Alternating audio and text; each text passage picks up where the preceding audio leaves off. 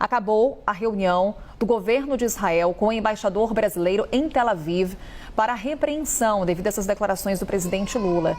O chanceler israelense disse que Lula é considerado persona non grata no país até que retire o que disse. Américo Martins, o que mais sabemos sobre essa reunião? Conta pra gente.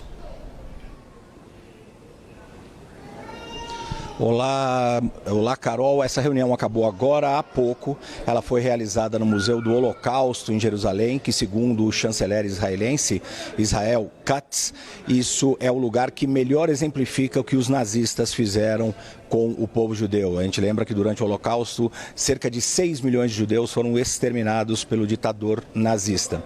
O chanceler divulgou isso, inclusive, essa informação, que na conversa com o embaixador brasileiro, ele disse que o presidente Lula seria considerado uma pessoa não grata no país, ou seja, não deveria visitar, não seria bem-vindo a Israel, até que retirasse todas as declarações que fez sobre a guerra na faixa de Gaza, especialmente essa colocação sobre as ações de Adolf Hitler.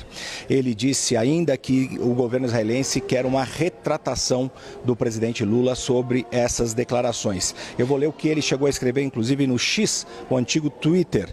Ele disse que confirmou a convocação do embaixador brasileiro, Frederico Meyer, disse que o Museu do Holocausto era o que mais mostrava ao mundo as atrocidades que os nazistas fizeram, e ele disse depois o seguinte: a comparação do presidente brasileiro Lula entre a guerra de Israel contra o Hamas e as ações de Hitler e dos nazistas que exterminaram 6 milhões de judeus é um grave ataque antissemita que profana a memória daqueles que morreram no Holocausto.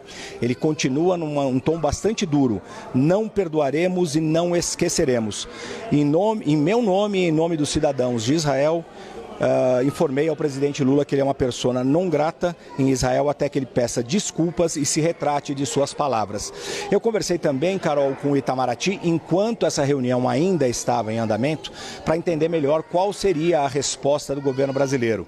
E os embaixadores muito qualificados, muito experientes com quem eu conversei, me disseram que eles precisam saber exatamente o que foi dito ao embaixador brasileiro antes de tomar qualquer decisão, como responder, antes de qualquer passo. Seria uma precipitação, obviamente, do Itamaraty responder ou fazer qualquer movimento sem entender exatamente quais foram as reclamações do governo israelense. O que a gente tem aqui são coisas públicas, inclusive esse tipo de declaração, nesse tom muito forte do ministro israelense, obviamente é também um gesto para a própria população de Israel. Então a gente precisa saber e entender melhor quais são todas as reclamações do governo israelense para ver como responder. Foi isso que eu ouvi de alguns embaixadores muito experientes no Itamaraty. Eles lembram também, e isso é fato, que o presidente Lula, em todas as oportunidades que falou aqui nessa viagem na África sobre a guerra na faixa de Gaza, ele também, em todas essas declarações, criticou e condenou os ataques do Hamas. Chamou os ataques de atos terroristas e disse que eles eram indefensáveis. Isso o governo brasileiro também tem feito um esforço aí para deixar claro que o presidente Lula condenou desde o início dessa guerra, desde o dia em que aconteceram os ataques do Hamas, ele condenou aquelas ações do grupo muçulmano. Carol. Américo, vou aqui abusar da sua experiência, trabalhando um pouco com as possibilidades e hipóteses a partir dessa reunião que aconteceu em Tel Aviv.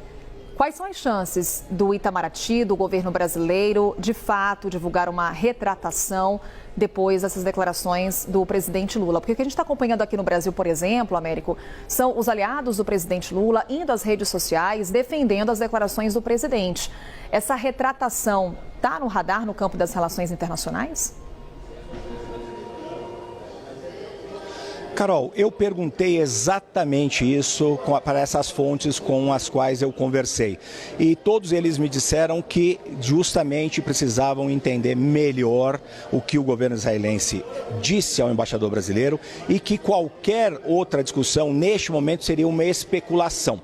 O Itamaraty está sendo absolutamente cauteloso. O Itamaraty não quer dar nenhum passo em falso. Obviamente a intenção não é prejudicar as relações com o governo israelense. israelense. Pelo contrário, é tentar conter essa crise diplomática. Então, o Itamaraty está sendo muito cauteloso. Nenhum desses embaixadores com os quais eu conversei quis fazer qualquer tipo de especulação sobre como poderia ser a resposta do Brasil. Eu acredito, a partir da experiência, do que eu conheço, inclusive do governo do presidente Lula, de todas as viagens que eu acompanhei, as pessoas com quem eu converso no Itamaraty, que uma retratação seria difícil de acontecer. Não é impossível, é possível que isso aconteça, mas não acredito que seja a primeira linha de resposta do Itamaraty. Obviamente, mais uma vez, é preciso entender exatamente o que o governo israelense disse, o que foi colocado na mesa nessa reunião com o embaixador brasileiro, que tinha ali muito mais orientação para ouvir os israelenses do que apresentar uma resposta imediata ao governo de Israel. Então, esses sinais que eu recebi desses embaixadores do Itamaraty mostra que eles estão sendo muito cautelosos e eles querem agir com bastante precisão, não querem se antecipar de forma nenhuma. E eles lembram, assim como você também disse, que uma boa parte do governo e da militância de esquerda, vamos dizer assim, tem defendido as posições do presidente, lembrando sempre que ele também condenou os atos do Hamas. Eu acompanhei a viagem dele aqui no Egito e na Etiópia, em vários momentos ele falou sobre a guerra e ele, de fato, sempre criticou o Hamas, mas ele adotou um tom bastante duro também contra o governo israelense, chamando a guerra na faixa de Gaza várias vezes de um genocídio. O governo israelense reagiu muito mais, também é importante a gente notar isso, até a comparação que eles acreditam que o presidente fez entre o Holocausto e a guerra na faixa de Gaza. Foi muito mais esse ponto, até porque o Holocausto, obviamente, é muito sensível para o governo israelense, para o povo de Israel, como deveria ser para todas as pessoas de qualquer forma. Mas é um ponto bastante específico, é uma linha vermelha que foi cruzada nas palavras do próprio primeiro-ministro de Israel, o Benjamin Netanyahu. Também essas fontes com que eu conversei, o governo brasileiro, Carol, lembram que a crítica a Israel é legítima, até porque todos os governos têm, obviamente, o direito de se defender, mas não podem ter uma luz verde para agir de qualquer forma em qualquer conflito, visto que esses conflitos têm regulações, têm leis. Então a crítica é uma coisa, o que eles ficaram absolutamente incomodados foi com essa comparação que eles com o Holocausto.